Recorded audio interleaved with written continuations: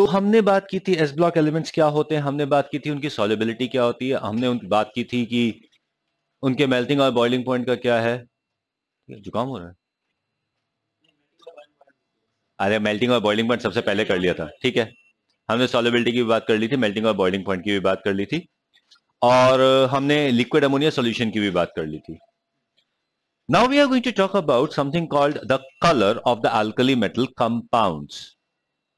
ठीक है, colour of alkali and alkaline earth metal compounds.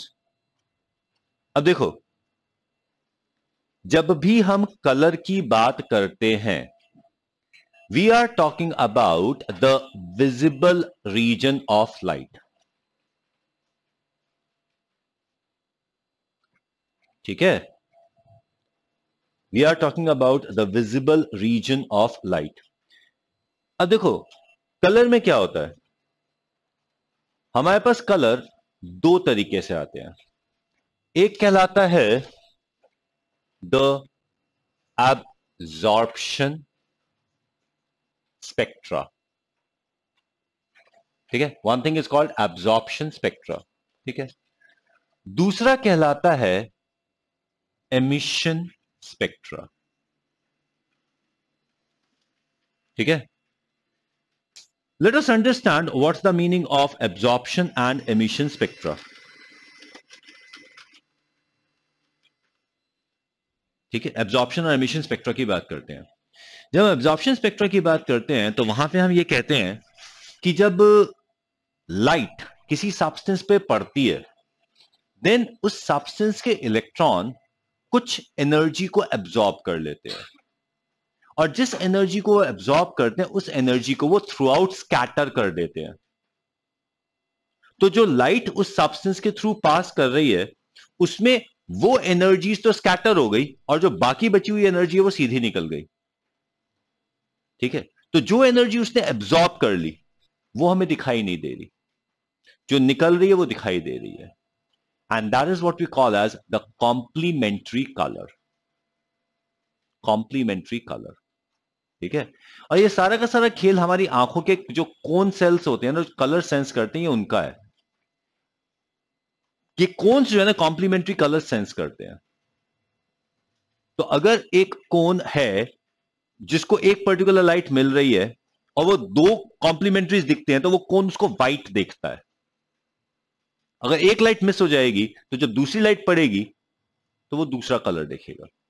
अब जैसे कि अगर किसी सब्सटेंस ने येलो एब्जॉर्ब किया तो उसका कलर हमें ब्लू नजर आएगा।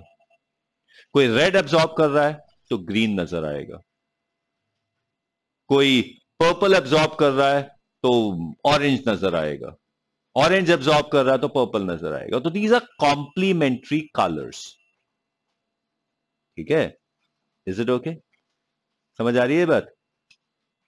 That is what we have as absorption spectra. ठीक है,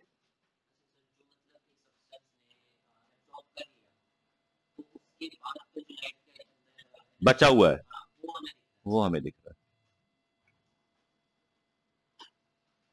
ठीक है, मोस्ट ऑफन जो हम रियल लाइफ में यहां पे देख रहे हैं, that is all absorption spectra. ठीक है, that is all absorption spectra. ठीक है, जैसे कि अगर हम अपने कपड़ों का कलर देखेंगे, ये एब्जॉर्प्शन स्पेक्ट्रा है। यहां पे जो हमें दिखाई दे रहा है ये एब्जॉर्प्शन स्पेक्ट्रा है।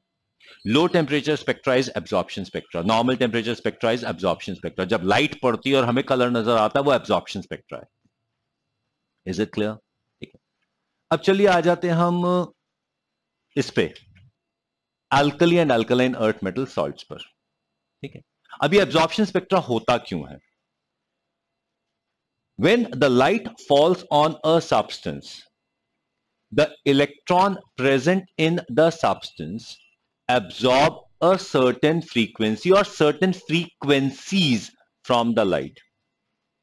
ठीक है, they move to the higher energy level. Clear? When they come back to the lower energy level, they release out the same light. But the problem is that light gets scattered, and therefore we observe the light minus this light. ठीक है, ये है absorption spectra. Electron excite होके वापस आते हैं। Okay, चलिए अब हम बात करते हैं सोडियम क्लोराइड की। जब हम सोडियम क्लोराइड की बात करते हैं तो सोडियम क्लोराइड में हमारे पास है Na+ और इसमें हमारे पास है Cl-। जब हम Na+ के स्ट्रक्चर की बात करते हैं, एक बात ध्यान से सुनो, हम एक सीधे सीधे कॉन्फ़िगरेशन की बात कर रहे हैं। हमारे पास कॉन्फ़िगरेशन है 1s2 2s2 2p6 3s, फिर उसके बाद आ जाता है 3p। ठीक है, सोडियम का कॉन्फ़िगरेशन ये है, this is the configuration of sodium. अब इस कॉन्फ़िगरेशन ऑफ सोडियम में हमने इसे हटा दिया, अब ये कॉन्फ़िगरेशन रह गया। ठीक है, अगर मैं इसको एनर्जी देता हूं तो electron should move from 2p6 to 3s। 2p6 में से इलेक्ट्रॉन निकालने की जो एनर्जी है, देखो सोडियम की आयोनाइजेशन एनर्जी यानी कि उससे पहला इलेक्ट्रॉन निकालने की एनर्जी 496 किलो जूल्स पर मोल, 496 किलो जूल्स पर मोल। ठीक है, ये जो दूसरा इलेक्ट्रॉन निकालने की एनर्जी है that is 4500 kilo joules per मोल। काफी ज्यादा का मतलब सीधा सीधा ये इलेक्ट्रॉन नहीं हिलने वाला। ठीक है, विजिबल लाइट की औकात ही नहीं है इस इलेक्ट्रॉन को हिला दे। तो सोडियम आयन विजिबल लाइट को एब्जॉर्ब करेगा ही नहीं। ठीक है, जब विजिबल लाइट को एब्जॉर्ब करेगी ना, विजिबल लाइट आएगी सीधी निकल जाएगी, बात खत्म। कोई एब्जॉर्ब ही नहीं हुआ, कोई कलर नजर आएगा नहीं, कलर नजर नहीं आएगा। ठीक है, ओके। क्लोराइड, क्लोराइड का configuration is 3s2 3p6, 3s2 3p6। ठीक है, अगर इसका इलेक्ट्रॉन मूव करना है तो ये 4s में जाएगा, 3p और 4s के बीच में गैप काफी ज्यादा है, नहीं जा पाएगा। ठीक है, इज दैट ओके? नजर नहीं आता। तो क्लोराइड भी कलर नहीं देगा, सोडियम भी कलर नहीं देगा। इनफैक्ट कोई भी फर्स्ट ग्रुप या सेकेंड ग्रुप का आयन कलर नहीं देगा। ठीक है, first and second group ions have a fully filled stable configuration. ठीक है, the first and second group ions have a fully filled stable configuration. ठीक है, फर्स्ट एंड सेकेंड बोला ना, Mg2+ है ना, वो भी तो फुली फिल्ड कॉन्फ़िगरेशन है।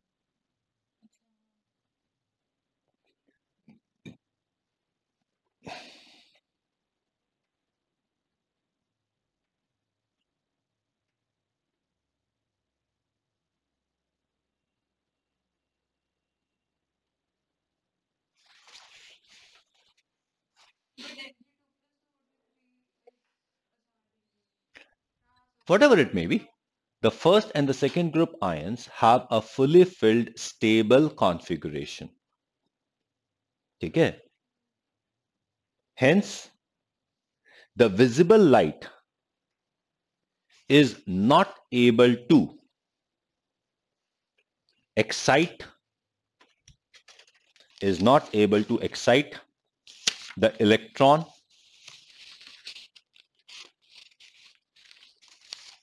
present in them. ठीक है,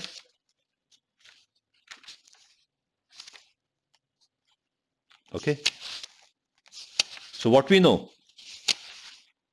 all the first and second group compounds, all the first and second group compounds which do not have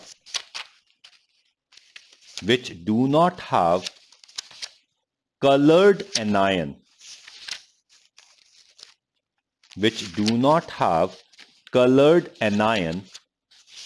are colorless and transparent. are colorless and transparent in crystalline state, and solution, in crystalline state and solution, while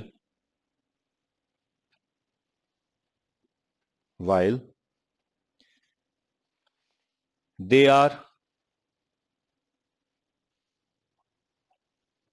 white in the powdered state. ठीक है, देखो वो जो transparent वाली बात है ना, वो ट्रांसपेरेंट है, उनके थ्रू लाइट पास कर जाती है. पाउडर्ड स्टेट में जब छोटे छोटे क्रिस्टल्स होते हैं, लाइट के रिफ्रैक्शन की वजह से इट बिकम्स व्हाइट. ठीक है, एक क्रिस्टल उठा के देखो, ट्रांसपेरेंट है, कलरलेस है. अब कभी कभी लोग बोल देते हैं sir potassium chloride, potassium permanganate coloured है या पोटेशियम डाइक्रोमेट कलर्ड है. Okay, that is not coloured because of potassium, that is coloured because of dichromate, that is coloured because of permanganate. Permanganate purple colour का है, dichromate orange colour का है. Is this clear?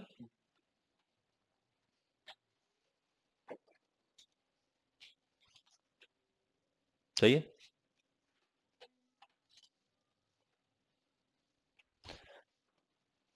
Is that clear?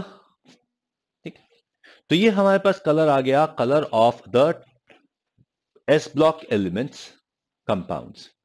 अच्छा, इसमें colour की एक और बात आती है, that when we heat sodium chloride in the Bunsen burner flame, तो it gives a typical characteristic golden yellow colour. ठीक है, अब सवाल यह आता है कि सोडियम क्लोराइड फ्लेम को कलर कैसे दे देता है. देखो बेटा, अब मैं हमेशा जब भी एक सवाल पूछता हूं तो स्टूडेंट को एक जवाब दे देता हूं. अब ध्यान से सुन लेना अगर सुन सको तो. ठीक है प्रणव, सुन ले यार, वो सुनाई नहीं देगा फिर भी सुन ले. दैट इज, आंसर क्या देते हैं?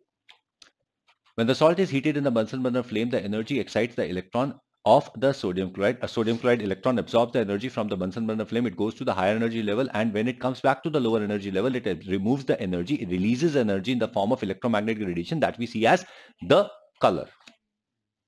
ठीक है, बहुत सीधी सी बात है. यही मैंने आपको बताया था कि जब भी आप एनर्जी देते हो तो इलेक्ट्रॉन एनर्जी अब्सॉर्ब करता है, हायर एनर्जी लेवल पे जाता है, वापस आता है, एनर्जी रिलीज कर देता है. ये एमिशन स्पेक्ट्रा है, ये एब्जॉर्प्शन नहीं है, एमिशन स्पेक्ट्रा. क्योंकि यहां पे आपने energy in the form of light नहीं दी है, you have given the energy in the form of heat and it releases the energy in the form of light. Okay, तो अब यहां पे लाइट जो निकल रही है वो वही लाइट है जो उसमें से निकल रही है. तो इस वजह से ये नहीं है कि वो दिखाई नहीं देगी, वही लाइट है, क्योंकि और तो कोई है नहीं उसके कंपैरिजन में. प्रॉब्लम ये नहीं है, ये बिल्कुल सही स्टेटमेंट है, इसमें कोई दिक्कत नहीं. क्वेश्चन ये आता है इलेक्ट्रॉन कौन सा था? सोडियम में तो फुली फिल्ड है. कौन सा? बाहर है ही नहीं ना इलेक्ट्रॉन. प्रॉब्लम ये है 6 में से कौन सा इलेक्ट्रॉन, कोई भी इलेक्ट्रॉन नहीं जाएगा. P6 में अभी तो बताया 4500 kilo joules of energy. Bunsen burner की फ्लेम की इतनी औकात ही नहीं है कि इतनी एनर्जी दे सके. यही तो सवाल है. The answer to this is the colour is not of sodium ion.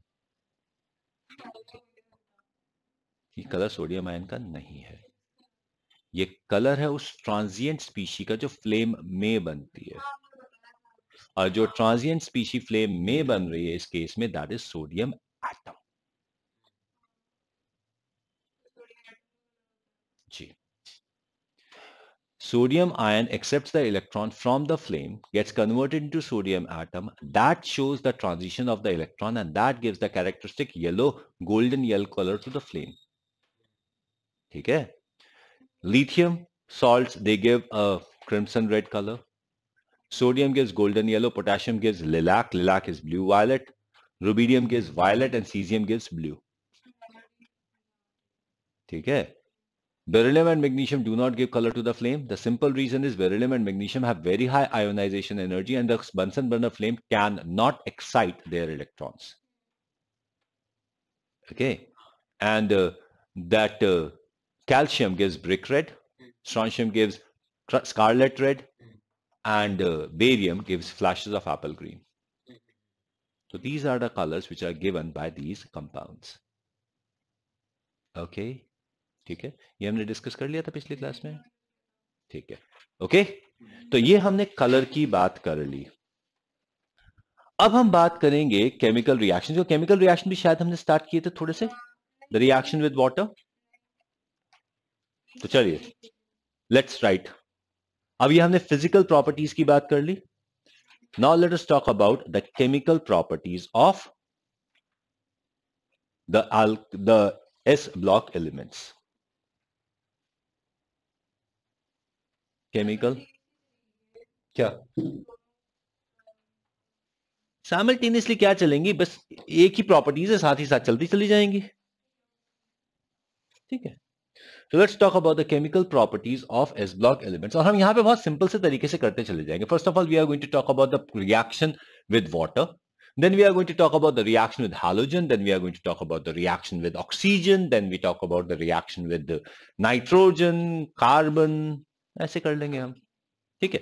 Hydrogen के साथ रिएक्शन हम ऑलरेडी कर चुके हैं. जब हमने हाइड्रोजन चैप्टर किया था तो हमने हाइड्राइड्स की बात की थी, याद आया? ठीक है. नाउ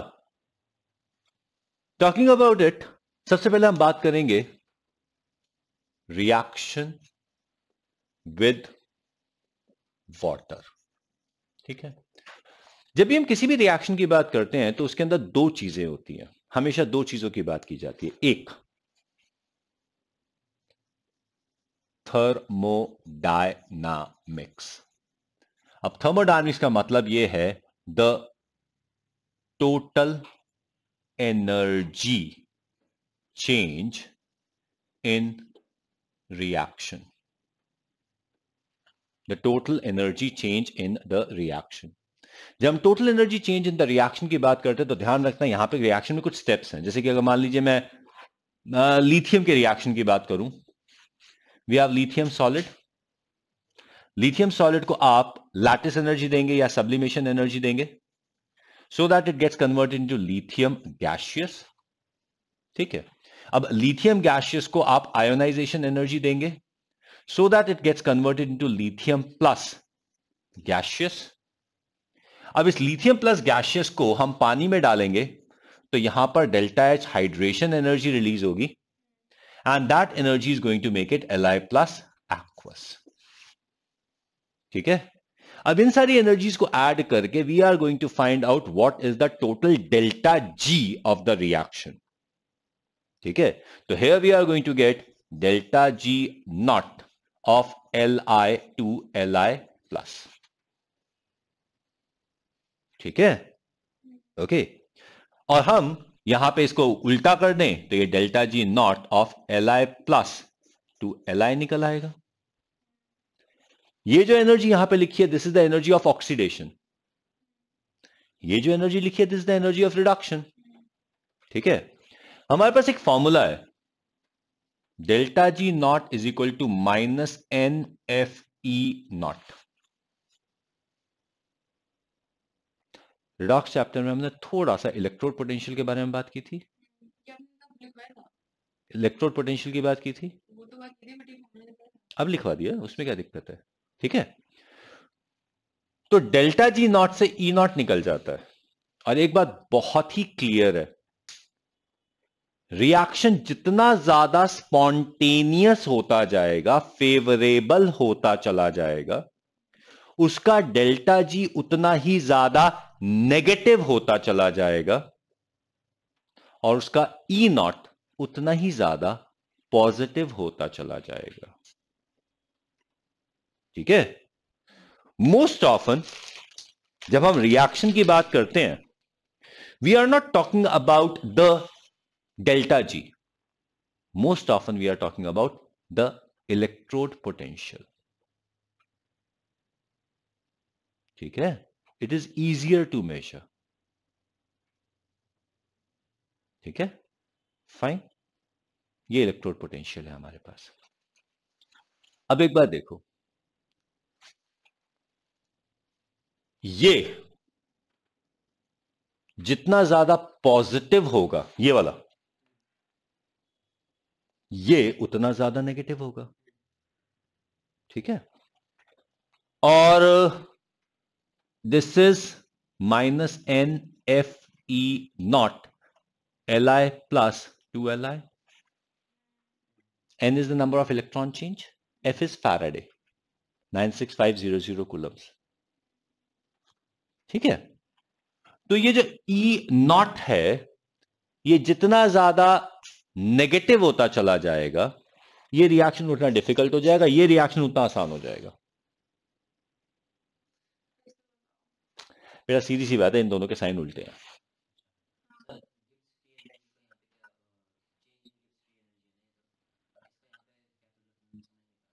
बेटा यही तो बता रहा ना कि इस ओवरऑल रिएक्शन में चेंज कितना हुआ एनर्जी का.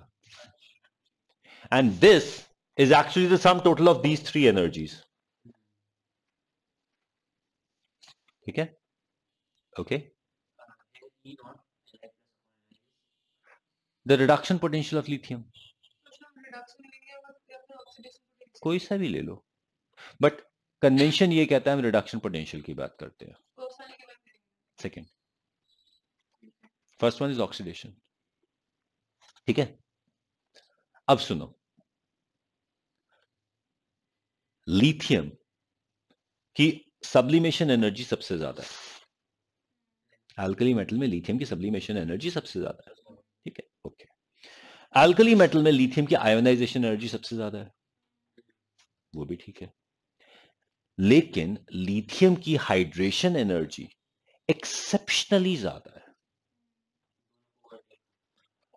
जिसकी वजह से इन दोनों के हाई वैल्यू को ये आयोनाइज, ये लैटिस, ये हाइड्रेशन एनर्जी ओवरकम कर जाती है. और जब ये हाइड्रेशन एनर्जी इसको ओवरकम कर जाती है, तो we find that overall energy change in lithium is the most negative.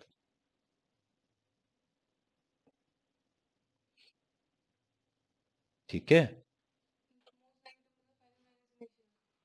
Overall इन तीनों का सम टोटल लिथियम के लिए मोस्ट नेगेटिव हो जाता है. तो lithium to lithium plus is the most spontaneous reaction. बहुत नेगेटिव है, सबसे ज्यादा नेगेटिव है. ठीक है? Li प्लस टू Li बहुत ज्यादा पॉजिटिव होगा. E not Li plus two Li बहुत ज्यादा नेगेटिव होगा. Is it okay? ये बात समझ में आ गई बात? ठीक है? देखो, मेरे लिए ये बताना सबसे ज्यादा आसान है, पर मैं इसको इसलिए बार बार बोल रहा हूं क्योंकि बुक्स के अंदर ये वैल्यू दी जाती है, और वो ये बोलते हैं the reduction potential of Li plus is the most negative. Li plus को Li में कन्वर्ट करना सबसे ज्यादा मुश्किल है, क्योंकि Li को Li प्लस में कन्वर्ट करना बहुत ज्यादा आसान है. ठीक है?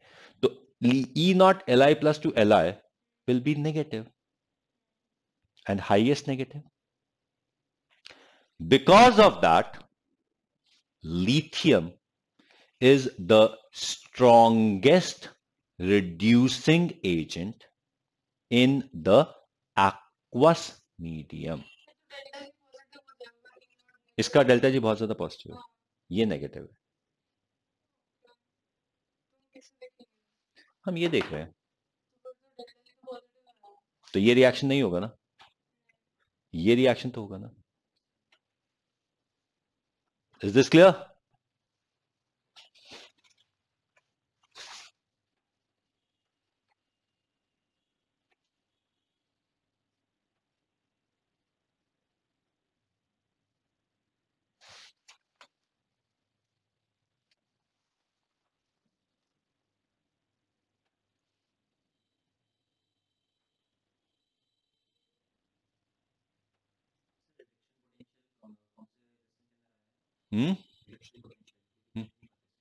रिडॉक्स चैप्टर में.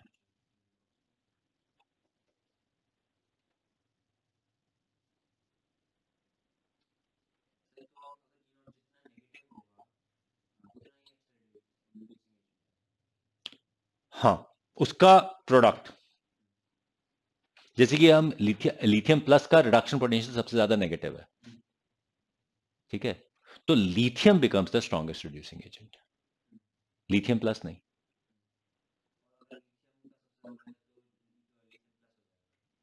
लिथियम का क्या है? लिथियम का तो होगा ही नहीं, हम रिडक्शन पोटेंशियल की बात कर रहे हैं।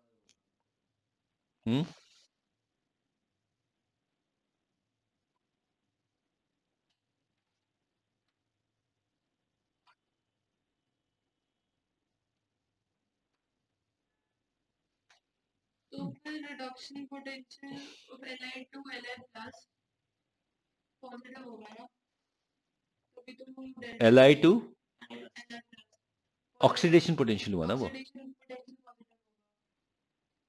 ऑक्सीडेशन पोटेंशियल तो बहुत ज्यादा पॉजिटिव है। हाँ तो पॉजिटिव है, तभी डेल्टा नेगेटिव वाला which favors the reaction। हम्म,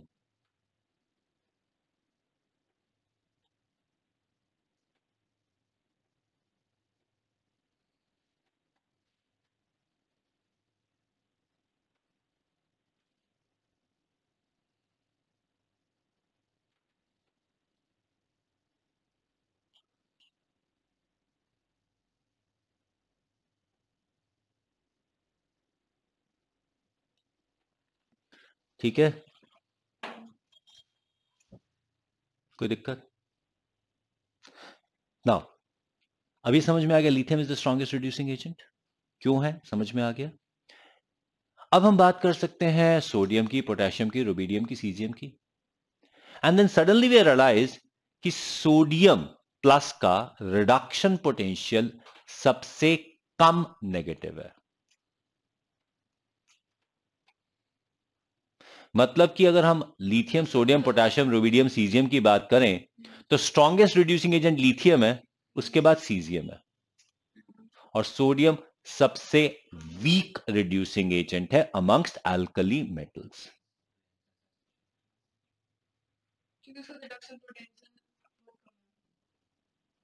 उसका रिडक्शन पोटेंशियल बहुत कम नेगेटिव है,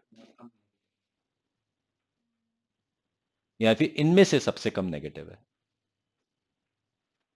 ठीक है।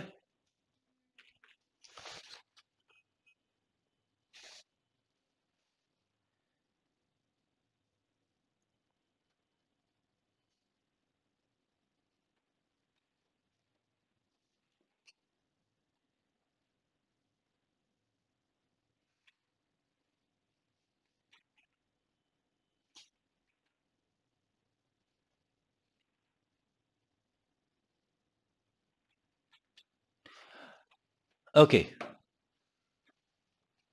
नाउ अब एक और चीज, ये तो हमने अल्कली मेटल्स की बात की, हमने फर्स्ट ग्रुप एलिमेंट्स की बात की। Now we are going to talk about the second group elements. जब हम सेकंड ग्रुप एलिमेंट्स की बात करते हैं, talking about the second group elements, second group element में सबसे पहले आता है बेरिलियम। अच्छा, बेरिलियम के बारे में हमने उसके मेल्टिंग और बॉइलिंग पॉइंट की बात की, हमने उसके लैटिस की बात की, और बेरिलियम का बहुत एफिशिएंट लैटिस है। बेरिलियम की लैटिस एनर्जी बहुत ज्यादा है, बेरिलियम की आयोनाइजेशन एनर्जी बहुत ज्यादा है।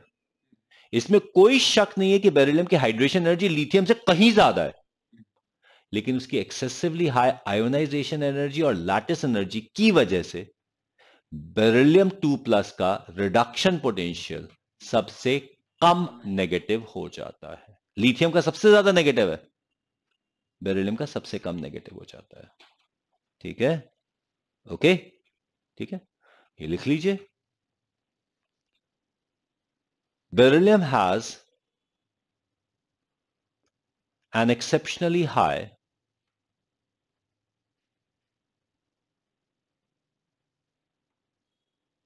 beryllium has an exceptionally high lattice and ionization energy.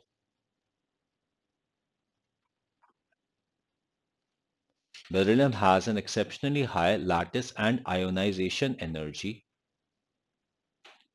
due to which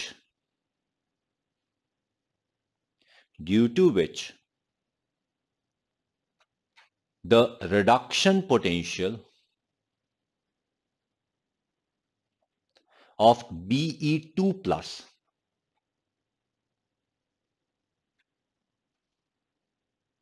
becomes least negative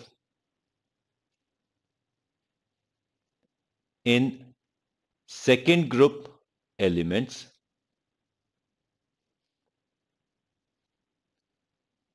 even though it has a very high hydration energy. ठीक है, बेरिलियम 2+ की बहुत हाई हाइड्रेशन एनर्जी है, फिर भी इसको रिड्यूस करना आसान हो जाता है.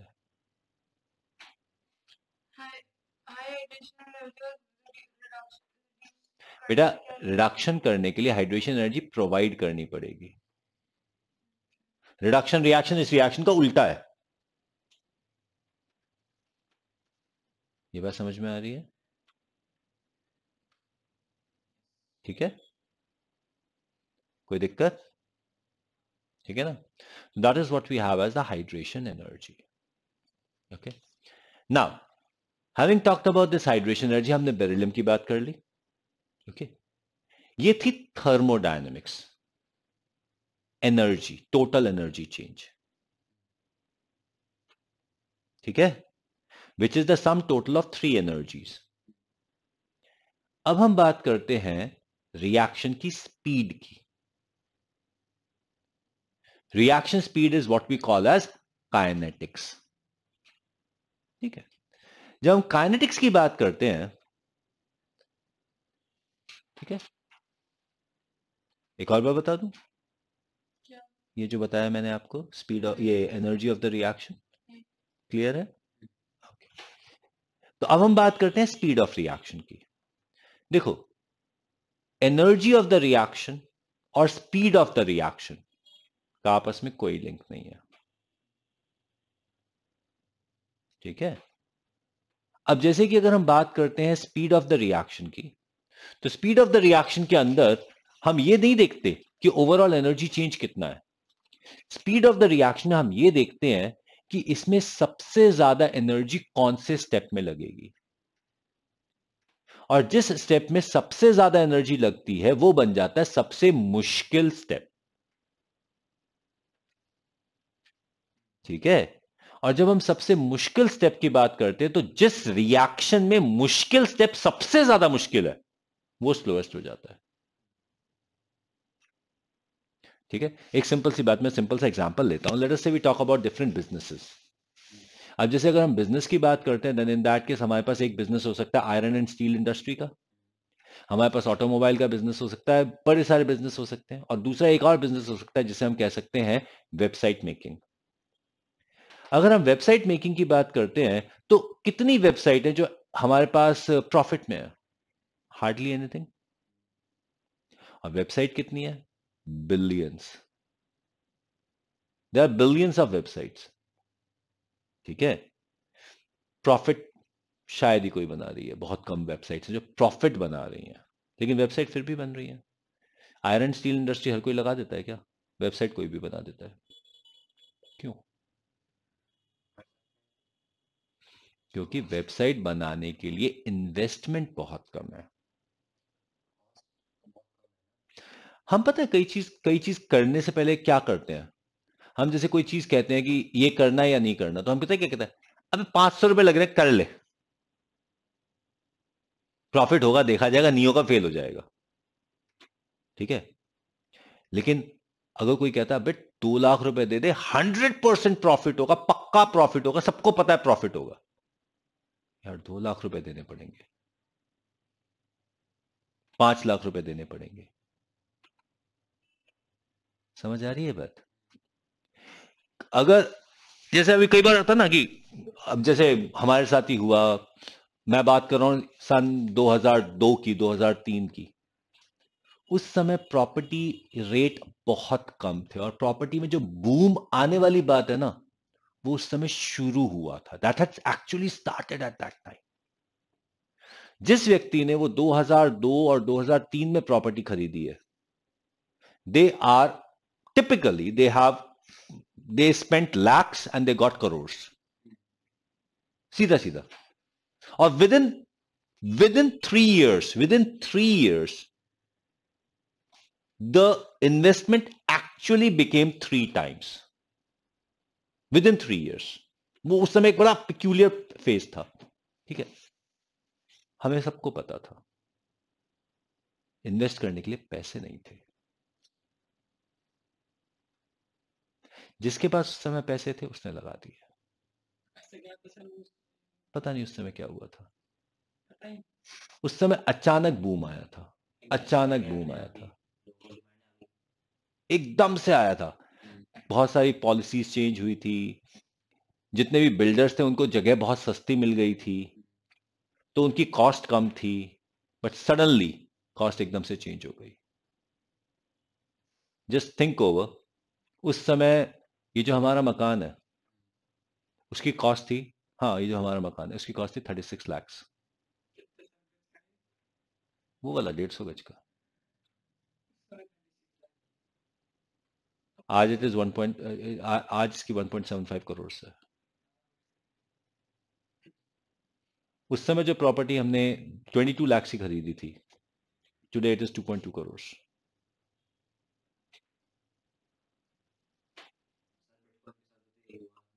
डूब गया।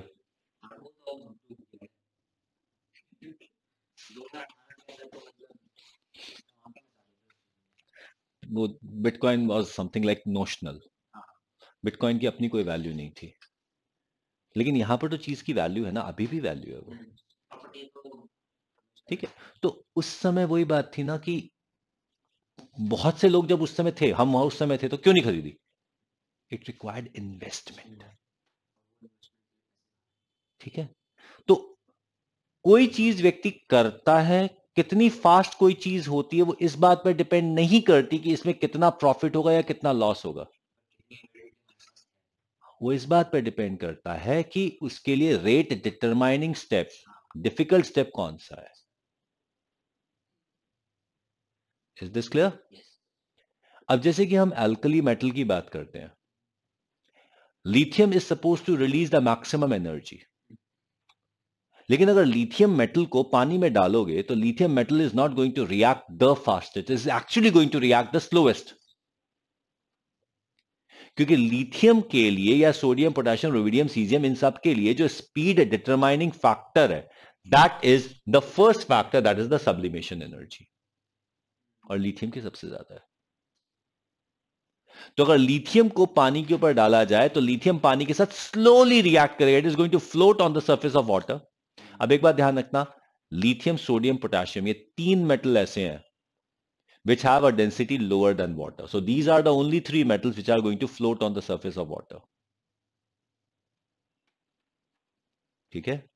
सो लिथियम को जब पानी पे डाला जाता है तो lithium is going to react with water very slowly, ठीक है, and it's going to float on water without any apparent reaction.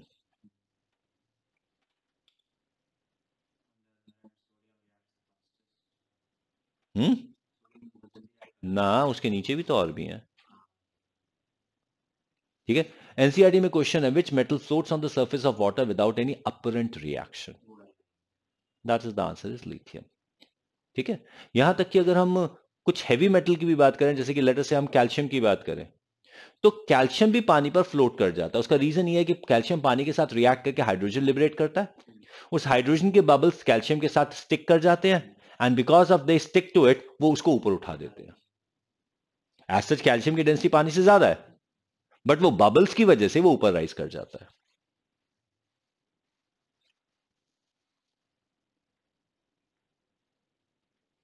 ठीक है। Is it clear? Okay, so that's what we have as the ये reaction of lithium. अब हम बात करते हैं रिएक्शन ऑफ सोडियम की। जब सोडियम को पानी के सरफेस पर डालते हो, then in that case sodium पानी के साथ रिएक्ट करता है, ठीक है, and it starts running on water and it suddenly catches fire. अब छोटा सा सवाल है, बड़ा अजीब सा सवाल है, जब सोडियम जलता है तो उसमें जलता क्या है? That's it. जब सोडियम जलता है तो उसमें सोडियम में आग नहीं लगती, सोडियम जब पानी के साथ रिएक्ट करता है तो हाइड्रोजन प्रोड्यूस करता है। सोडियम के रिएक्शन में एनर्जी लिबरेट होती है और जिसकी वजह से जो हाइड्रोजन लिबरेट हुआ है ना वो आग पकड़ लेता है। ठीक है, तो सोडियम जब जलता है तो वो सोडियम नहीं जल रहा होता, वो हाइड्रोजन जल रहा होता है। अब एक और बड़ी मजेदार सी बात है, सोडियम के साथ एक काम करो, उसको लोहे के तार में बांध दो और फिर पानी पे डाल दो। अब सोडियम नीचे डूब जाएगा। सोडियम की डेंसिटी 0.9 ग्राम पर सेंटीमीटर क्यूब है, आयरन की डेंसिटी 7.62 ग्राम पर सेंटीमीटर क्यूब है। तो आयरन की डेंसिटी ज्यादा होने की वजह से वो बांध के नीचे चला जाएगा। अब सोडियम रिएक्ट करेगा पानी के साथ, हाइड्रोजन लिबरेट करेगा, ऊपर आ नहीं पाएगा। अब हाइड्रोजन जब पूरा निकल के बाहर आएगा तब तक वो ठंडा हो जाएगा, अब आग नहीं लगेगी।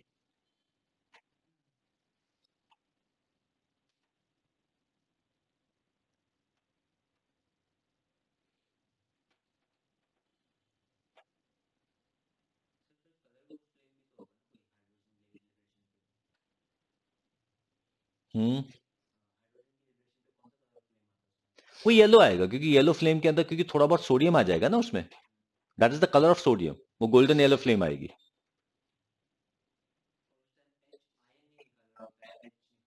हाँ,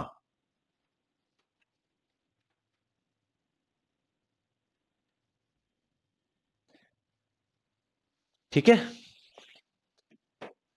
दैट इज व्हाट हैपेंस।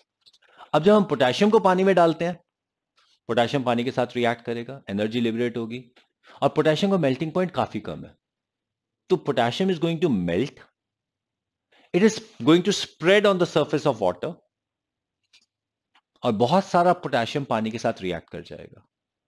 अब इतनी ज्यादा एनर्जी लिबरेट होगी that potassium is going to evaporate along with water. अब ये वेपर फेज में रिएक्ट करेगा और एक्सप्लोड कर जाएगा। Potassium actually explodes when added to water. ठीक है, रुबीडियम ऐसे पानी पे डालोगे ऊपर फ्लोट करेगा, डूबेगा ही नहीं ना, उसकी डेंसिटी तो पानी से और भी कम है। फ्लोट करेगा, एनर्जी लिबरेट हुई, पोटेशियम की लैटिस एनर्जी और भी कम है, मेल्टिंग पॉइंट और भी कम है सोडियम से। अब ये सोडियम के उस पानी के सरफेस पे स्प्रेड कर गया, जितना ये स्प्रेड करेगा उतना पानी के साथ कांटेक्ट में आएगा, उतना ज्यादा रिएक्शन होगा, उतनी ज्यादा एनर्जी लिबरेट होगी, और पानी पोटेशियम का बॉइलिंग पॉइंट भी तो कम है, इवेपोरेट एक्सप्लोड।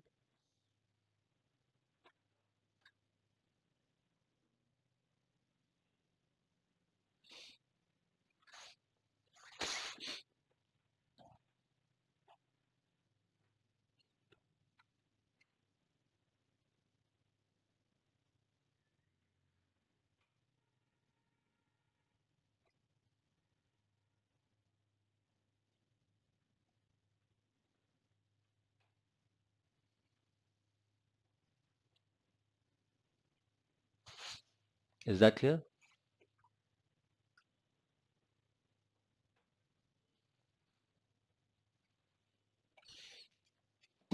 ठीक है, ओके। अगर आपसे कोई पूछता है कि what is the speed of the reaction on moving down the group, then you can simply say that the speed of reaction of alkali metals with water increases down the group as the lattice energy, the speed of reaction of alkali metals with water, of water alkali metals increases down the group as the lattice energy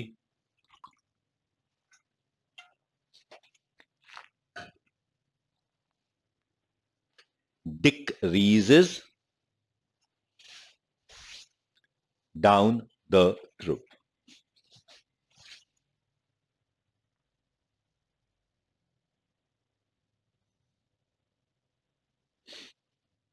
कोई confusion? ठीक है, समझा? Bottle देना ही है।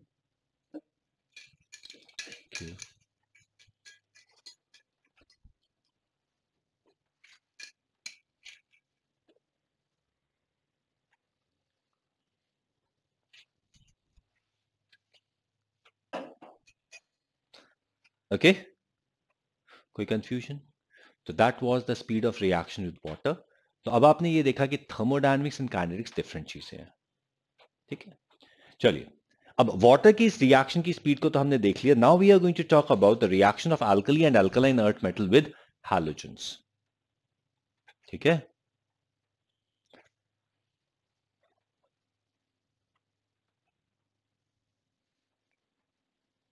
अच्छा, एक काम करो, अभी तक हमने जो भी किया है एक बार फटाफट उसे देख लो, और अगर कुछ पूछना है तो पूछ लो.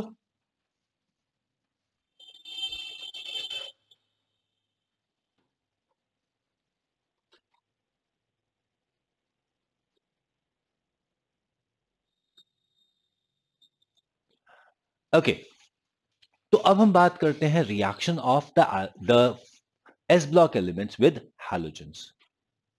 जब हैलोजेंस के रिएक्शन की बात करते हैं, then in that case the very first thing would be that all s block elements, all, कोई exception नहीं है, all s block elements react with all halogens to give halides.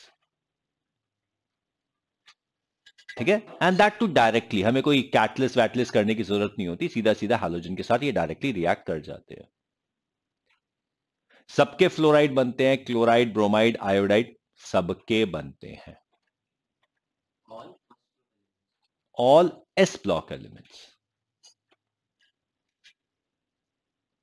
all S block elements react with all halogens to form halides.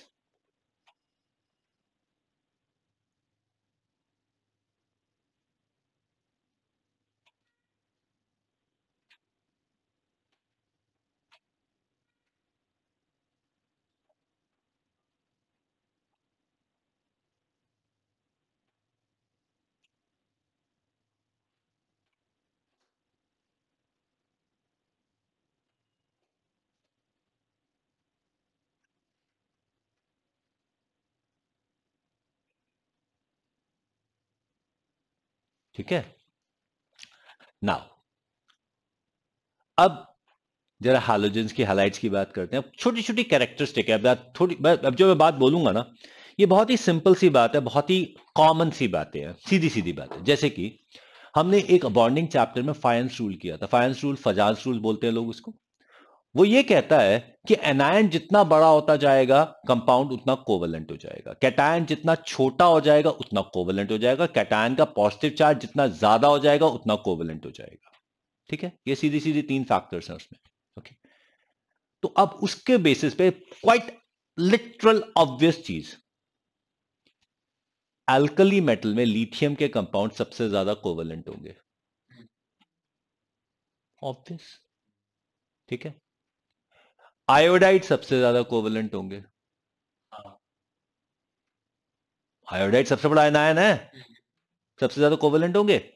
और alkali metal से alkaline earth metal यानी कि first group से second group के compound ज्यादा covalent होंगे. सीधी सी बात है यार, अक्रॉस द पीरियड साइज छोटा हो रहा है, चार्ज डबल हो रहा है, तो ऑब्वियसली वो कोवेलेंट बनता चला जाएगा. Absolutely obvious.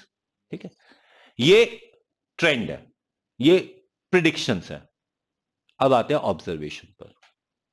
ऑब्जर्वेशन ये कहती है all S block element fluoride are ionic.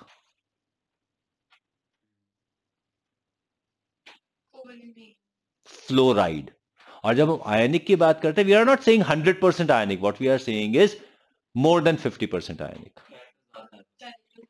मतलब कि अगर स्पेसिफिकली उनको कहा जाए, और आयनिक कैरेक्टर होने का सीधा सीधा मतलब मैं तुम्हें बताता हूं, आयनिक कंपाउंड है या कोवेलेंट कंपाउंड है, उसका क्राइटेरिया क्या है? Melt the substance and see whether it conducts electricity और नॉट. बात खत्म. बात सिंपल. ठीक है, if the substance conducts electricity in the molten state but not in the solid, it is ionic. खत्म, और कुछ नहीं है criteria. all S block elements form ionic fluorides.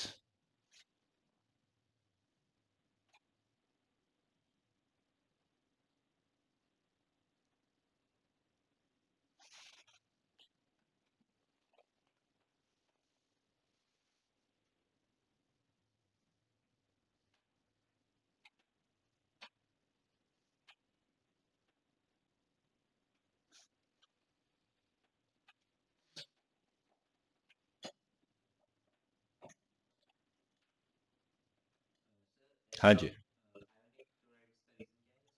बेटा, फ्लोराइड सबसे छोटा आयन है। और देखो, एक सच बात समझो, मैं पहले भी बता चुका हूं, इनऑर्गेनिक केमिस्ट्री के अंदर हम रीजन बनाते हैं थ्रू ऑब्जर्वेशन। ठीक है, ऑब्जर्वेशन हमें यह बोलते हैं कि सारे के सारे S block element fluoride ionic हैं, तो हमने रीजन बना दिया फ्लोराइड सबसे छोटा आयन है। ठीक है, ओके, क्लियर। दूसरा स्टेटमेंट बिल्कुल सीधी सीधी, all alkali metal halide, all alkali metal halide are ionic। मतलब लिथियम आयोडाइड भी प्रीडोमिनेंटली आयोनिक है।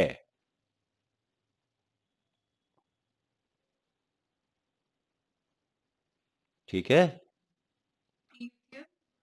लिथियम आयोडाइड भी प्रीडोमिनेंटली आयोनिक है।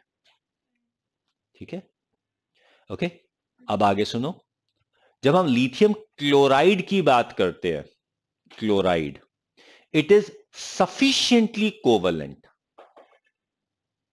To dissolve in organic solvents. तो लिथियम क्लोराइड को सोडियम पोटेशियम क्लोराइड से सेपरेट करने के लिए वी टेक ऑर्गेनिक सॉल्वेंट और लिथियम को उसमें डिसॉल्व करके सेपरेट कर देते हैं। पीछे पड़ा हुआ है डब्बा पूरा। ना ना ना ना, एक्सेप्शन नहीं है। I said it is sufficiently covalent, it has covalent character.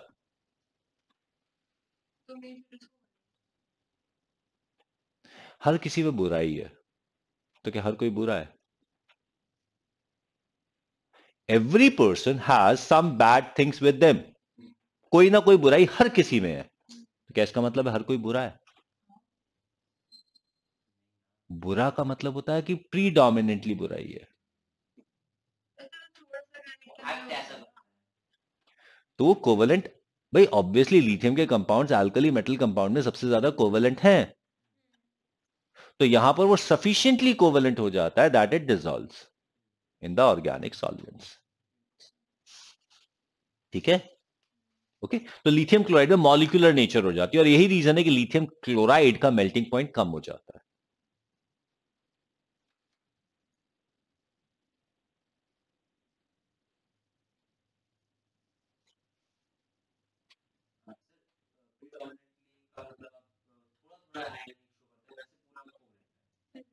थोड़ा थोड़ा कोवलेंट शो कर रहे हैं।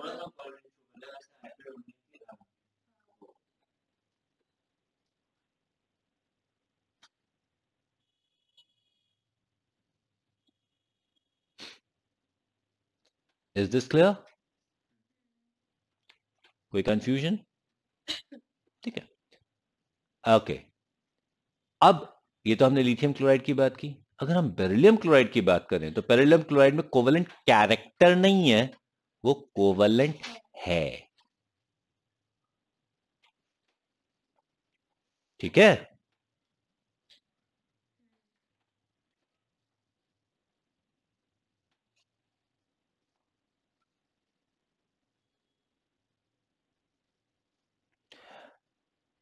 ओके।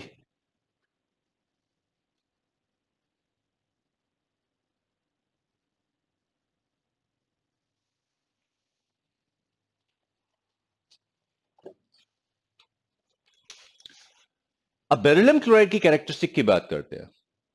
सॉलिड और लिक्विड स्टेट में, सॉलिड एंड लिक्विड स्टेट में बेरिलियम क्लोराइड, हमारे पास ये बेरिलियम है, ये क्लोरीन है, ये क्लोरीन है, ये बेरिलियम है, ये क्लोरीन है, ये क्लोरीन है। ठीक है, अब बेरिलियम के दो बॉन्ड्स बने हुए हैं, बेरिलियम के पास दो ऑर्बिटल खाली है। अब एक बात का ख्याल रखना, एक बहुत बहुत सीधी सीधी बात। ठीक है, इलेक्ट्रॉन, इलेक्ट्रॉन आवारा है, लिटरल आवारा है। वो ये ढूंढता है कि कहां पे पॉजिटिव चार्ज है। जहां पर भी पॉजिटिव चार्ज मिलेगा इलेक्ट्रॉन वहां घूमने चला जाएगा, अगर वहां स्पेस हुई तो। ठीक है, अब यहां पे एक इलेक्ट्रॉन क्लोरीन के पास है, बेरिलियम के पास एम्प्टी ऑर्बिटल है, तो ये क्लोरीन का इलेक्ट्रॉन बेरिलियम के पास घूमने जाना चाहेगा।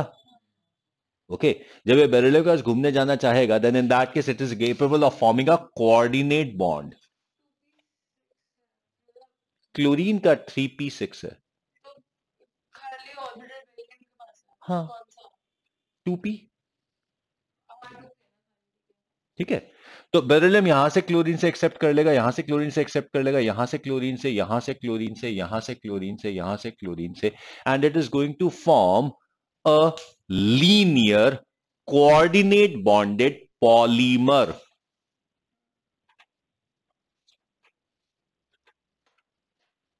ठीक है, beryllium chloride in the solid and liquid state is a linear coordinate bonded polymer।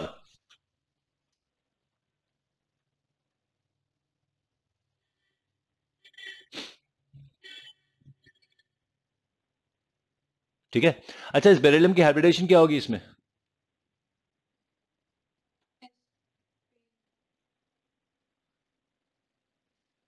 नहीं,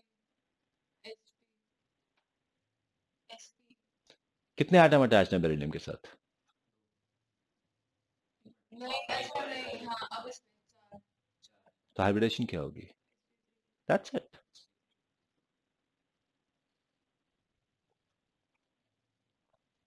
So beryllium chloride in the solid and the liquid state has a hybridization of sp3, in solid liquid state it is a coordinate bonded polymer, linear polymer, coordinate bonded linear polymer. एक सीधी सीधी line में beryllium आते जा रहे हैं, कोई branching थोड़ी ना इसमें। ठीक है, अब जब इसको हीट करके वेपर फॉर्म में कन्वर्ट किया जाता है, when it is converted into vapour form, ये बन जाता है एक कोऑर्डिनेट बॉन्डेड डायमर।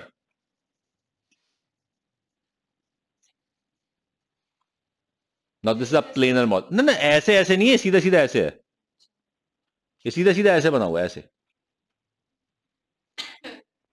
ठीक है, in the vapour phase.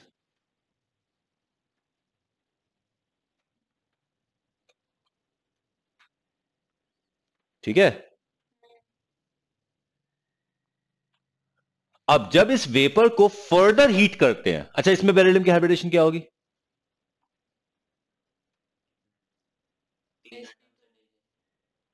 sp2। ठीक है, कोई दिक्कत? ओके, अब इसको फर्दर हीट कर दो, ये भी टूट जाता है, and at a high temperature it becomes a linear triatomic molecule।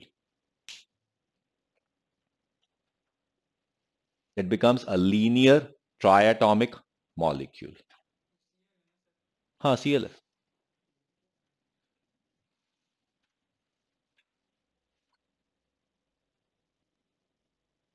Is that clear?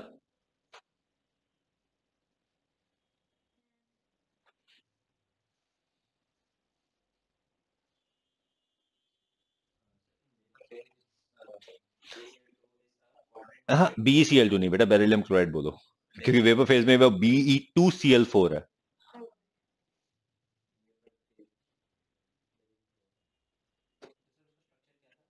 लिखा तो है प्लेनर,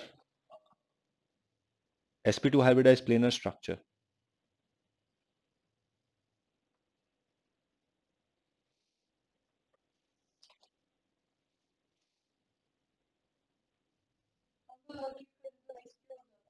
हाँ,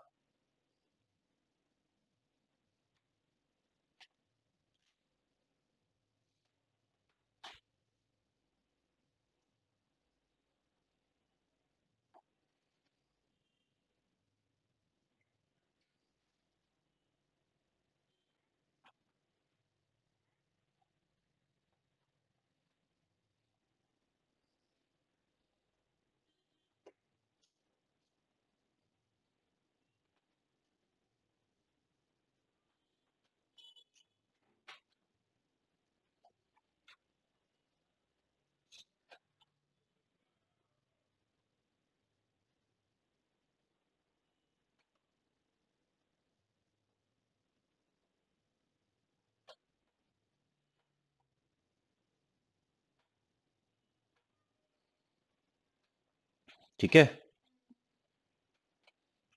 ओके।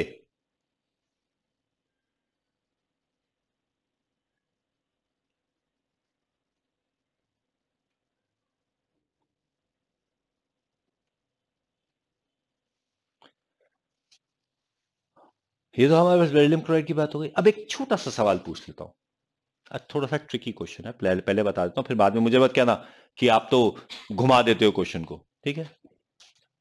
क्वेश्चन सीधा सीधा ये है, हमारे पास एक कंपाउंड है CsBr3, CsBr3 and this compound exists, ठीक है। What is the oxidation state of cesium in this compound?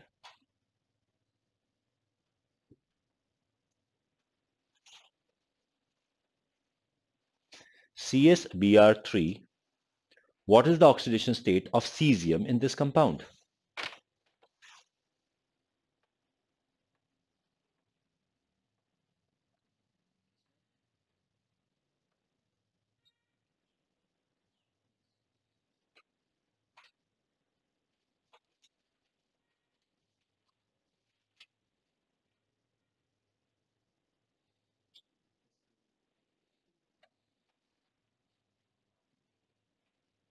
कितना है? अच्छा, एक छोटी सी बात बताओगे,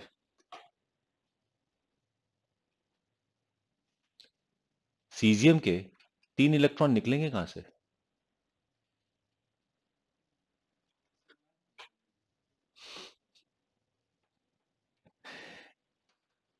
एक बात बताऊं, ये क्वेश्चन बहुत ही वाहियात क्वेश्चन था।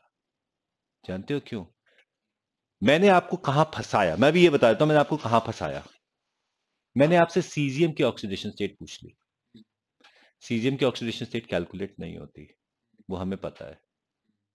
It is always +1। It's an alkali metal. हाँ एल्कली मेटल की +1 के अलावा कोई और ऑक्सीडेशन स्टेट हो ही नहीं सकती। यस, यहां पे ब्रोमीन की ऑक्सीडेशन स्टेट -1/3 है। मैंने पंगा ये लिया था कि मैंने ब्रोमीन की जगह आपसे सीजियम पूछ ली, सीजियम की कैलकुलेट नहीं करनी।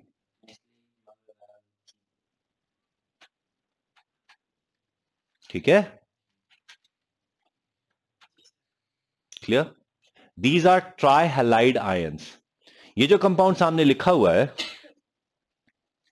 इस कंपाउंड के अंदर, इस कंपाउंड के अंदर हमारे पास सीजियम प्लस है और Br3- है। ट्राइहैलाइड आयंस एग्जिस्ट करते हैं।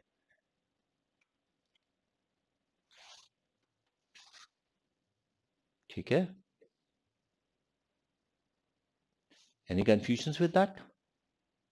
ये ध्यान रखना। इसी के साथ हमने alkali metal, alkaline earth metal halide के बारे में जो समझना था समझ लिया। अब हैलाइड के बारे में समझने के बाद we are now going to talk about the oxides, that is the reaction of these S block elements with oxygen. ठीक है, फिर से सीधी सी बात, तो हम अब ऑक्सीजन के साथ हेडिंग लिख लो यार। अभी हमने हैलोजन की कर लिया, तो अब ऑक्सीजन लिख लो।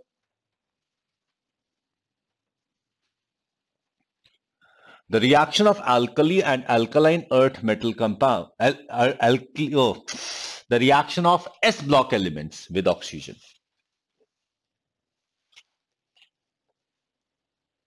ठीक है, तो सीधी सीधी प्यारी प्यारी statement,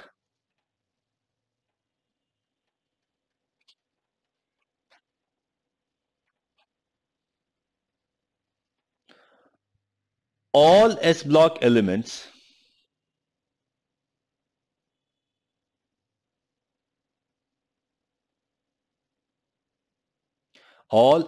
elements directly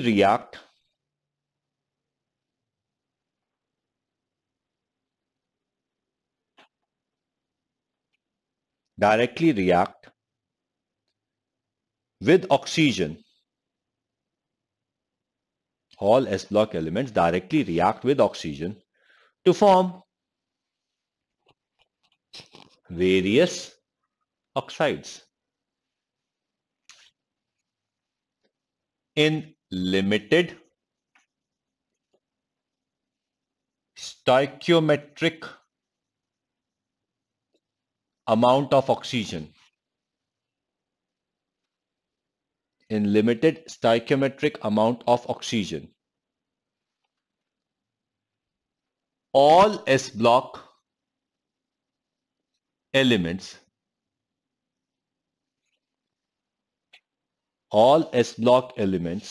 form normal, all S block elements form normal और मोनो ऑक्साइड. नॉर्मल और मोनो ऑक्साइड का मतलब सेम है, ठीक है. नॉर्मल और मोनो ऑक्साइड, यानी कि अगर हम यहां पे लिथियम की बात करें, lithium forms Li2O, sodium forms Na2O, potassium K2O, Rb2O, CS2O, ठीक है. यहां पे हमारे पास बन जाएगा BeO, MgO, CaO, SrO, BaO.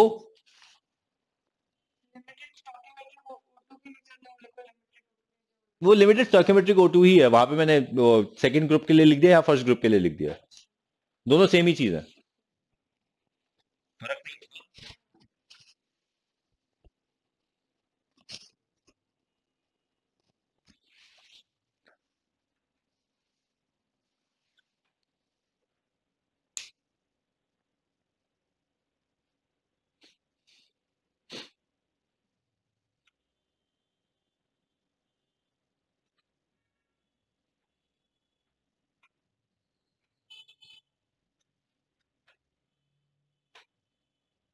कोई दिक्कत?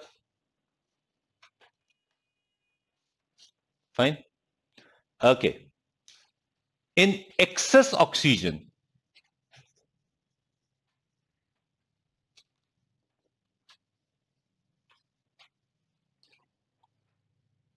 lithium again forms normal or monoxide.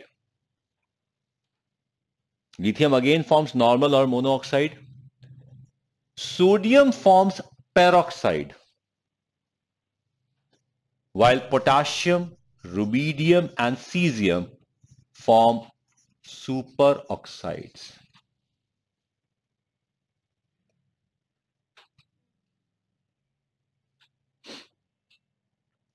Potassium, rubidium और सीजियम सुपर ऑक्साइड बना लेते हैं. पेरोक्साइड ऑक्सीजन O2 माइनस, ठीक है. आप ये कह सकते हो पेरोक्साइड का मतलब है ऑक्सीजन ऑक्सीजन के बीच में एक सिंगल बॉन्ड है, ठीक है. The compounds which contain single bond between two oxygen atom are called peroxides, ठीक है. In second group elements beryllium, magnesium, calcium, strontium, they all form again normal oxide, while barium is able to form peroxide, or it forms peroxide. Barium peroxide बना देता है.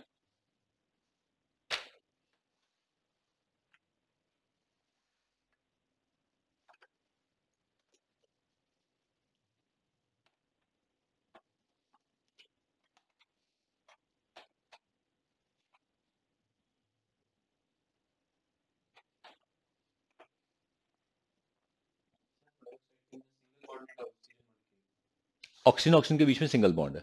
ये O2 negative है ना, ठीक है.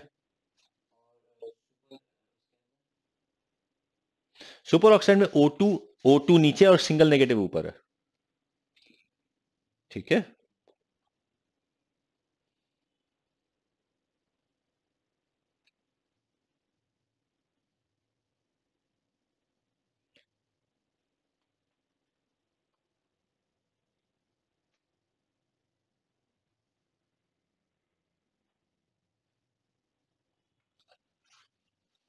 नाउ अच्छा, before we get long any further, एक छोटा सा सवाल है.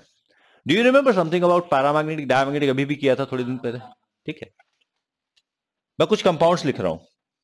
एक कंपाउंड है KO2, एक है BaO2, एक है PbO2 और एक है AlO2 माइनस, ठीक है. इसमें से पैरामैग्नेटिक कौन सा है?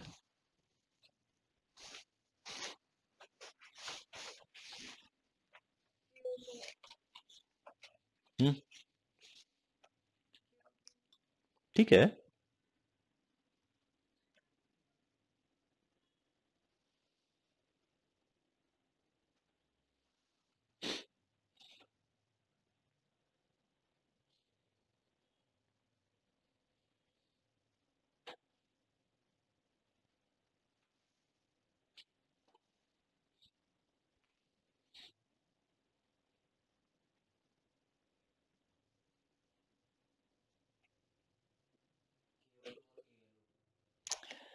देखो बेटा, सबसे आसान तरीका पैरामैग्नेटिक ढूंढने का, यानी कि उसका कोई एक्सेप्शन नहीं है, total number of electron count कर लो।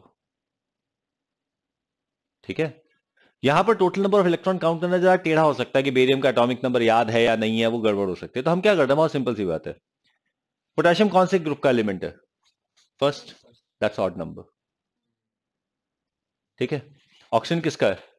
8, 8 in fact 16 group, even, odd even even, overall odd, even even even even, even even even, odd even even, एक नेगेटिव, तो ये इवन हो गया। समझ आ रही है बात? एक्सेप्ट फॉर ऑक्सीजन मॉलिक्यूल, बाकी जितने भी रिप्रेजेंटेटिव एलिमेंट वाले हैं उनके अंदर अगर इवन नंबर ऑफ इलेक्ट्रॉन है तो वो डायमैग्नेटिक होता है। ट्रांजिशन एलिमेंट में गड़बड़ होती है, रिप्रेजेंटेटिव में नहीं होती। ठीक है, समझ आ रही है बात? तो that's KO2 which is paramagnetic, बाकी तीनों डायमैग्नेटिक है। ठीक है,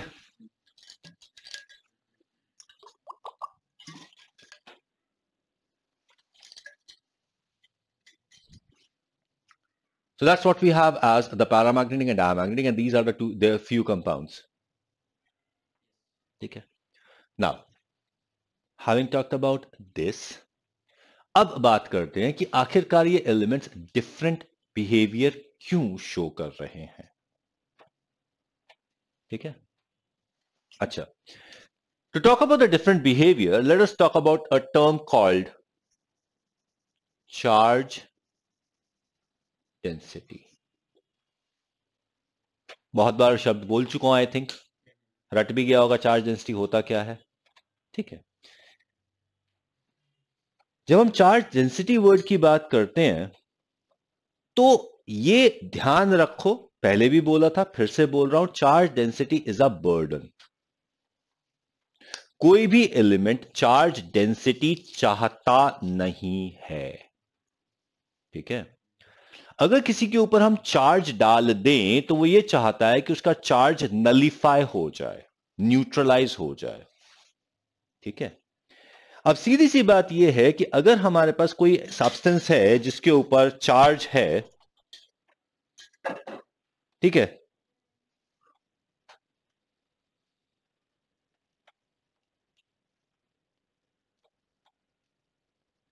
अगर उसके ऊपर चार्ज डेंसिटी है तो ये कोशिश करेगा कि वो किसी ऐसी स्पीशी के साथ अटैच हो जाए जिसकी खुद की चार्ज डेंसिटी बहुत ज्यादा है।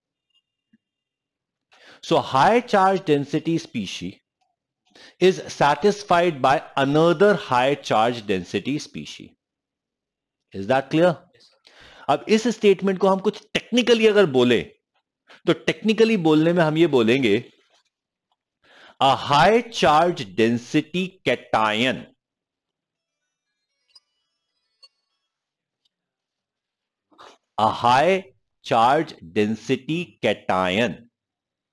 stabilizes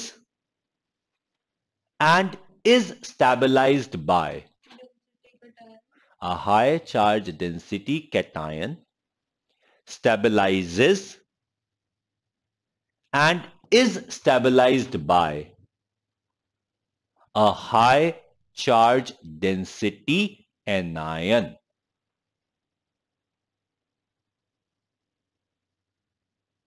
ठीक है, and vice versa is also true. A low charge density cation is stabilized by and stabilizes a low charge density anion.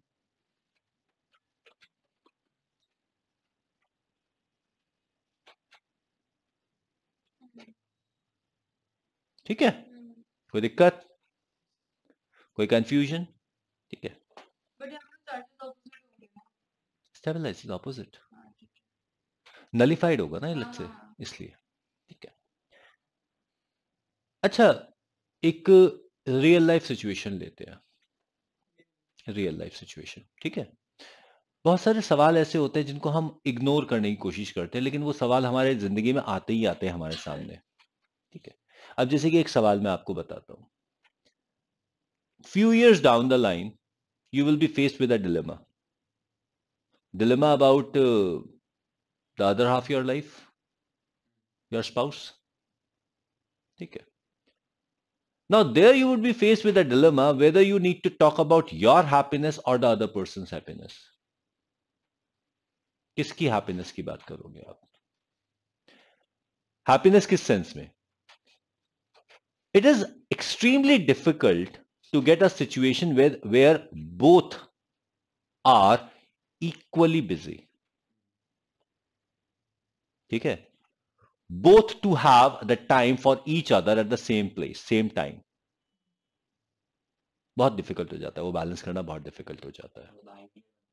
वो आइडियलिटी तो खैर एक थ्योरी है, होता तो है नहीं आइडियलिटी।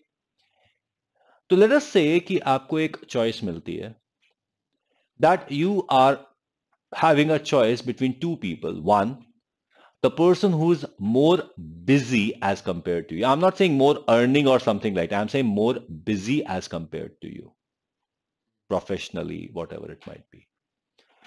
तो उसका busy का मतलब ये है कि when you need the person, when may not be there, जबरदस्ती नहीं है कि नहीं ही होगा, the person might not be available to you. ठीक है, but whenever the other person needs, you are always available. ठीक है, on the other hand, there is a position, there is another option where the other person is less busy as compared to you, more free as compared to you. Now whenever you need the person, whenever you are free, the other person is available, but when the other person needs you, you might not be available. ठीक है, दोनों cases हो सकते हैं। Now the question is, which situation is going to make you happy? अगर आपको choice लेनी है तो तुम किससे मैरी करना पसंद करोगे, फर्स्ट और सेकंड? ओके,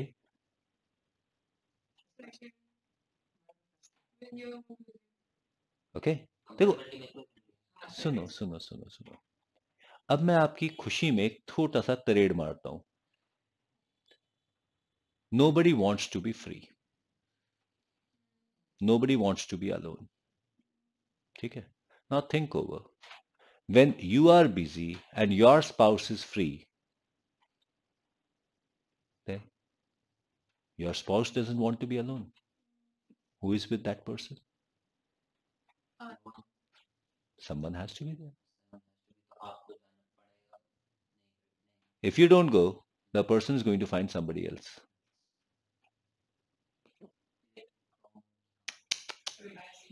ज्यादा मत सोचा कर यार, जब हम लाइफ के सिचुएशन की बात कर रहे हैं, we are talking about life situation. ठीक है, मतलब कि अगर तुम अवेलेबल नहीं हो तो उस पर्सन को तो कोई चाहिए ही चाहिए। ठीक है, somebody has to be there who is going to take care of the other person. ठीक है, एक बात का ध्यान रखना, more busy is the businessman, bigger is the television at home.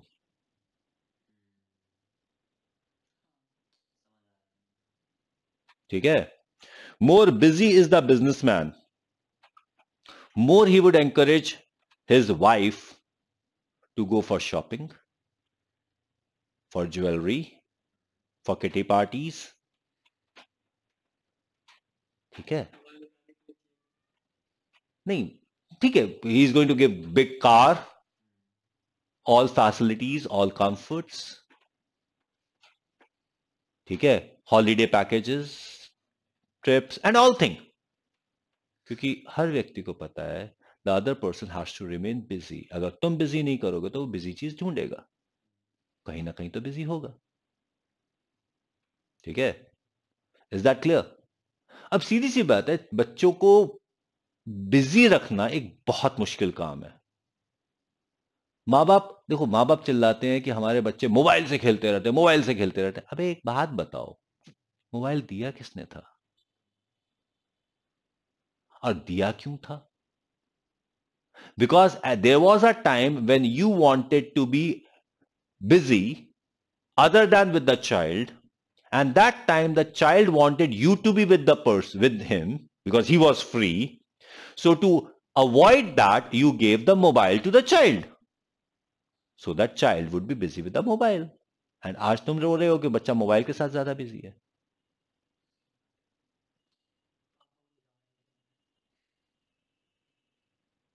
ठीक है ना? क्योंकि कोई भी व्यक्ति फ्री टाइम एक्चुअली नहीं चाहता, उसी तरीके से कोई भी आयन चार्ज डेंसिटी नहीं चाहता। ठीक है, फ्री का मतलब charge density is the free time. ठीक है,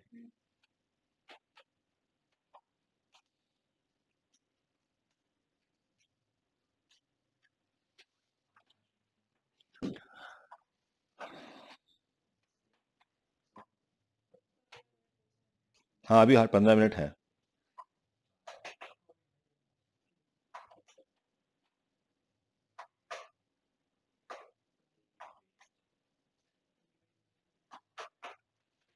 अब मैं यहां पे इसकी बात करता हूं, इसकी बात करता हूं आयंस की।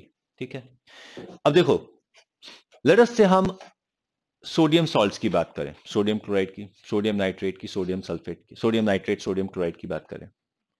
सोडियम आयन का चार्ज डेंसिटी क्लोराइड आयन से सेटल हो जाता है, सोडियम आयन की चार्ज डेंसिटी नाइट्रेट आयन से सेटल हो जाती है, कोई दिक्कत नहीं आती। तो सोडियम क्लोराइड को अगर आप डब्बे में रखते हो उसमें कोई दिक्कत नहीं आती, कुछ प्रॉब्लम नहीं आती, सोडियम नाइट्रेट में कोई प्रॉब्लम नहीं आती। ऑन द अदर हैंड अगर मैग्नीशियम क्लोराइड को लो तो मैग्नीशियम आयन छोटा है, उसकी चार्ज डेंसिटी ज्यादा है, क्लोराइड उसको सेटिस्फाई नहीं करता। अब मैग्नीशियम इधर उधर ढूंढता है कि कोई उसको चार्ज डेंसिटी सेटिस्फाई करे। अब चार्ज डेंसिटी के लिए क्या सेटिस्फाई करने के लिए मिलेगा उसको? पानी, एटमॉस्फेयर वाटर। मैग्नीशियम क्लोराइड पानी ढूंढता है एंड इट गेट्स हाइड्रेटेड। ठीक है, जब आप अपने घर के नमक की बात करते हो तो बारिशों में वो नमक सील जाता है, वो इसलिए नहीं सीलता कि उसमें सोडियम क्लोराइड सीलता है, वो इसलिए सीलता है कि उसमें मैग्नीशियम क्लोराइड की इंप्योरिटी है। That impurity pulls water. ठीक है, इज दैट क्लियर? तो अगर हम कैटायन की बात करते हैं, यहां तक कि हम एनायन की भी बात करते हैं, तो द सॉल्ट बिकम्स डेलिक्वेसेंट और hygroscopic only when the cation and anion do not satisfy each other. A system which absorbs moisture from atmosphere and dissolves in it. Hydrated में डिसॉल्व नहीं होता।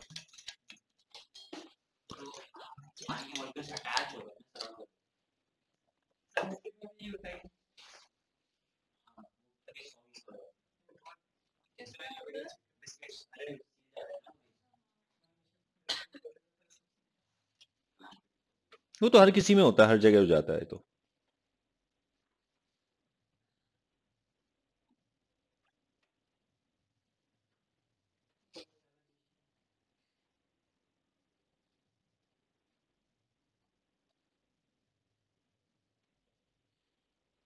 ओके देन, अब यहां पर क्या होता है? लिथियम है, सबसे छोटा कैटायन है, ऑक्साइड है, balanced. Lithium oxide is happy. कितनी ही ऑक्सीजन दे दो, कितनी ही लिथियम कर दो, जो मर्जी कर दो, एक ऑक्सीजन के साथ लिथियम और oxygen are happy with each other. Sodium, अगर लिमिटेड ऑक्सीजन है तो एक ऑक्सीजन से ही काम चलाना पड़ेगा, या एक ऑक्सीजन को ही सोडियम से काम चलाना पड़ेगा और कुछ मिलेगा नहीं। लेकिन अगर हमारे पास ऑक्सीजन एक्सेस में है, सोडियम आयन ऑक्साइड की चार्ज डेंसिटी को सेटिस्फाई नहीं कर पाता। तो एक्सेस ऑक्सीजन की प्रेजेंस में ये जो ऑक्साइड आयन है, ये और ऑक्सीजन एटम के साथ रिएक्ट करके पेरोक्साइड बना देता है। Now peroxide has a lower charge density as compare to oxide. Oxide में एक एटम के ऊपर 2 नेगेटिव था, पेरोक्साइड में 2 एटम पे 2 नेगेटिव है, तो पेरोक्साइड की चार्ज डेंसिटी ऑक्साइड से कम है। Sodium is happy with it.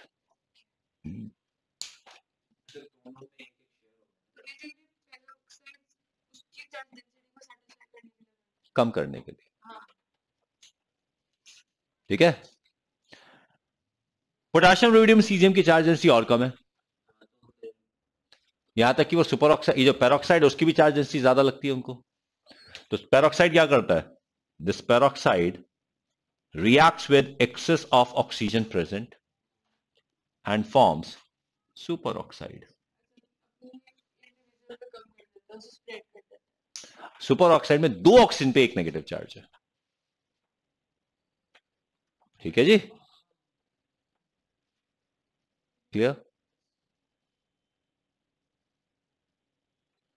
So down the group super oxide की स्टेबिलिटी बढ़ेगी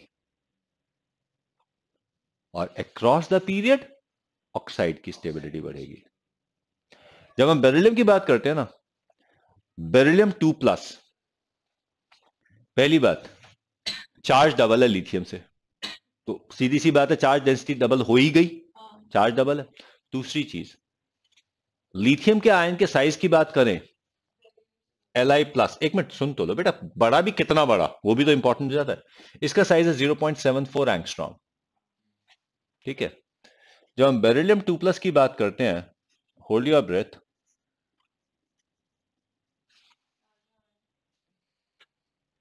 आधे से भी कम है। तो बेरिलियम 2+ की चार्ज डेंसिटी लिथियम के 8 गुने से ज्यादा है। Charge density, charge by surface area.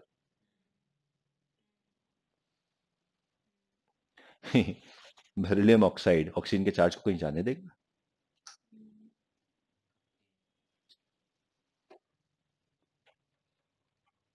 ठीक है। इनफैक्ट अगर देखा जाए तो लिथियम की चार्ज डेंसिटी शायद कैल्शियम के कंपैरिजन में आती है।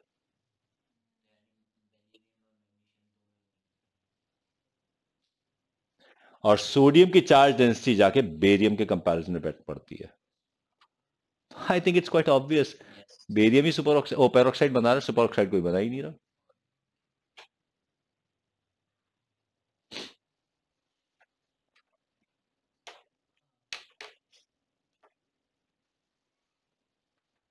ठीक है, चार्ज डेंसिटी का कंसेप्ट समझ में आया? ठीक है। अच्छा, एक बड़ी मजेदार सी बात है, हम एज सच किसी का भी कोई भी ऑक्साइड बना सकते हैं। हम लिथियम का भी सुपर ऑक्साइड बना सकते हैं, बना सकते हैं। बेरिलियम, बेरियम, किसी का भी सुपर ऑक्साइड, पेरोक्साइड, सब कुछ बना सकते हैं। तरीका क्या होता है, make the solution of these metal in the liquid ammonia, और जितनी ऑक्सीजन चाहिए उतनी पास ऑन कर दो। अच्छा, इसमें दिक्कत पता है क्या, बड़ी मजेदार सी बात है, हम बना सब कुछ सकते हैं, लेकिन सच्चाई में ये किसी भी मेटल का पेरोक्साइड या सुपर ऑक्साइड नहीं बना है। वो जो पेरोक्साइड या सुपर ऑक्साइड आयन बना हुआ है, it doesn't even come in contact with the metal ion, वो तो अमोनिया से सराउंडेड है।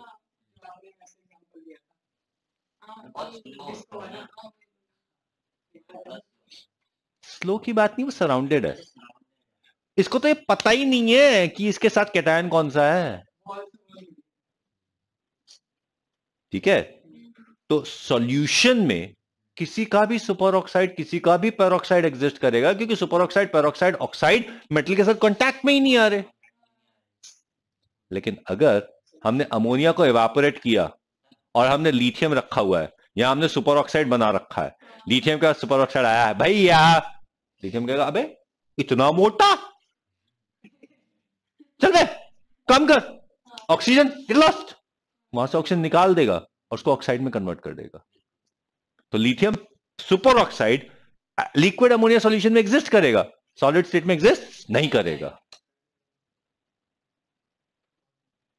ठीक है।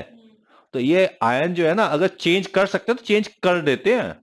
मैं मेरे बस का ना है, तू चेंज हो, चल परे हो जाएगा, ठीक है। ये बात समझ में आ गई। तो हम एक और छोटी सी स्टेटमेंट बोल सकते हैं, down the group the stability of oxide decreases, super oxide increases. Size, charge density.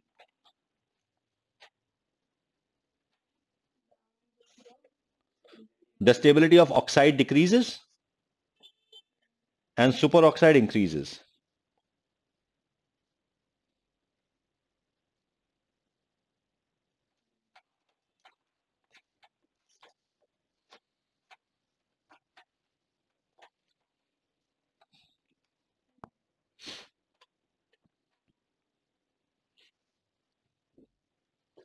ठीक है ना. नाउ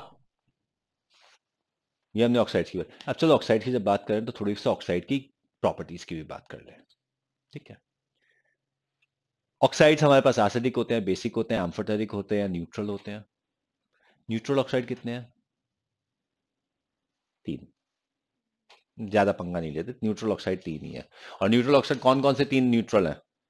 एक हमारा प्यारा प्यारा कार्बन मोनोऑक्साइड है, एक हमारे पास नाइट्रस ऑक्साइड है, और एक हमारे पास नाइट्रिक ऑक्साइड है. These are the 3 neutral oxide. Yes. Yes, it is neutral. It is poisonous, but it is neutral. ये किसने कहा कि मारने वाला कोई एसिड या बेस होगा?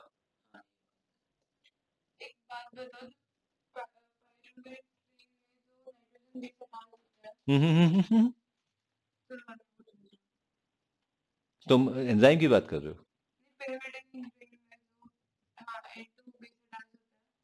नाइट्रोजनस बेस होता है, हाँ. पिरिमिडीन, प्यूरिन एंड पिरिमिडीन, हाँ. बेस होता है, हाँ. स्लाइड बेसिक होता है, तभी तो उसे नाइट्रोजनस बेस बोलते हैं. NH2 ग्रुप है ना उसमें, अमीन है. ना ना ना ना ना. Nucleic acids are actually acidic.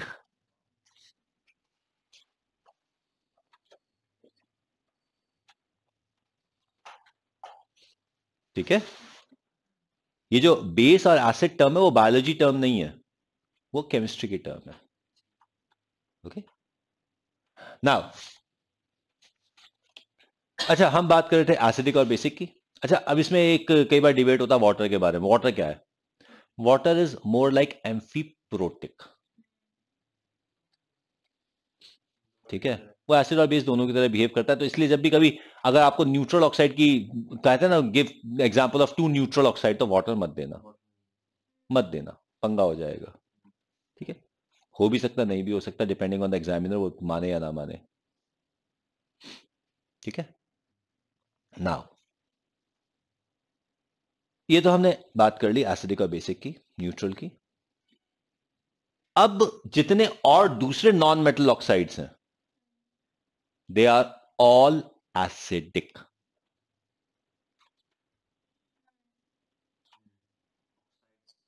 All non-metal oxides other than these are acidic. ठीक है. अब जब मेटल ऑक्साइड की बात आती है तो metal oxide could be basic, it could be amphoteric, and it can even be acidic. ठीक है. एंड इट इज सीन, जैसे जैसे ऑक्सीडेशन स्टेट बढ़ती चली जाती है, एसिडिक कैरेक्टर बढ़ता चला जाता है. अच्छा, जहां तक अल्कली मेटल का सवाल है, all oxides are basic. All, कोई दिक्कत नहीं है. ठीक है. Alkali metal oxide. ठीक है.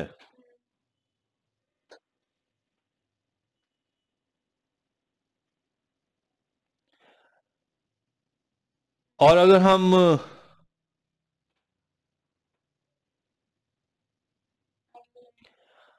ये एल्कलाइन नहीं बोलना चाहिए, सेकेंड ग्रुप एलिमेंट की बात करें तो बेरिलियम इज एम्फोटेरिक.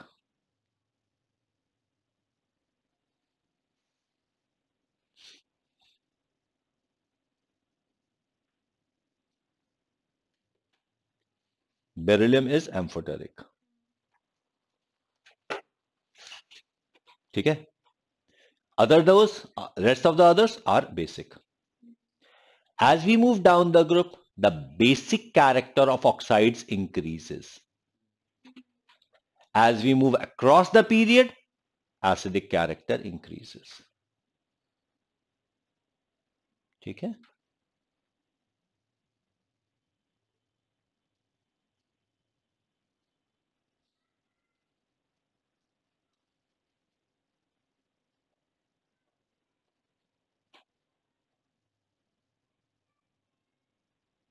एसिड तो बात है जब ऑक्सीडेशन स्टेट इंक्रीज होती है. हाँ.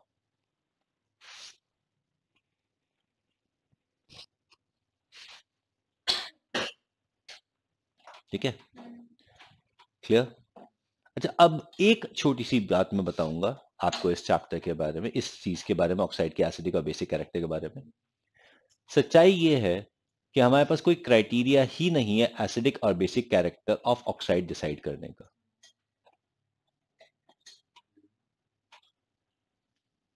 ठीक है? असलियत में हम कभी भी ऑक्साइड के एसिडिक और बेसिक कैरेक्टर की बात ही नहीं करते. हम असलियत में हमेशा बात करते हैं एसिडिक और basic character of the hydroxide that it will form when dissolved in water. ठीक है? मतलब कि हम इस ऑक्साइड को पानी में डालते हैं और बना देते हैं MOH. ठीक है? अब हमारे पास दो तरह के इक्विलिब्रियम हो सकते हैं.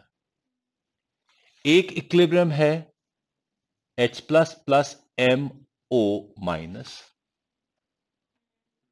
और दूसरा इक्विलिब्रियम है M plus plus OH minus. ठीक है? अब सोचने वाली बात यह है कि कंपैरिजन में ये पॉजिटिव चार्ज H प्लस पे ज्यादा स्टेबल है या M प्लस पे. ठीक है ना? ओके. या फिर ये नेगेटिव चार्ज MO माइनस पे ज्यादा स्टेबल है या OH माइनस पे. ठीक है? एक छोटा सा क्राइटेरिया ये हो सकता है कि किसकी इलेक्ट्रोनेगेटिविटी ज्यादा है. ये वैसे क्राइटेरिया सही नहीं है.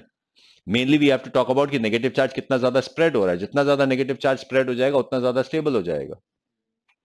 ठीक है?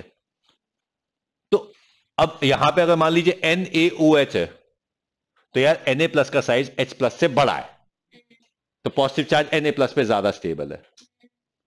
ठीक है? और Na ऑक्सीजन के नेगेटिव चार्ज को कोई डिस्पर्स नहीं करता, तो OH माइनस NaO माइनस से ज्यादा स्टेबल हो जाता है, Na प्लस H प्लस से ज्यादा स्टेबल हो जाता है. तो सोडियम हाइड्रोक्साइड बिकम्स बेसिक. ये वाला बॉन्ड टूट जाएगा उस केस में. अगर हम बात करते हैं बोरॉन की या बेरिलियम की लेटर से,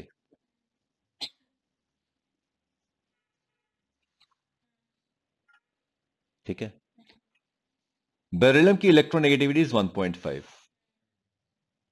हाइड्रोजन की इज 2.1. कंपेरेबल आ गई. अगर एसिड डालोगे तो एसिड इसको ब्रेक कर देगा, बेस डालोगे वो इसे ले जाएगा. दोनों पॉसिबिलिटी आ गई. तो बेरिलियम एम्फोटेरिक हो गया. Same is with aluminium. ठीक है? लिथियम इलेक्ट्रोनेगेटिविटी 1 है, हाइड्रोजन 2.1 है. कोई कहता है यार तू नेगेटिव रख ले, लिथियम कहता है मैं नेगेटिव कहां रखूंगा. तो lithium doesn't behave as amphoteric, it doesn't behave as an acidic, it is always basic. ठीक है? समझ आई ये बात? Okay. So that's what we have as the acidic, basic and amphoteric oxides. And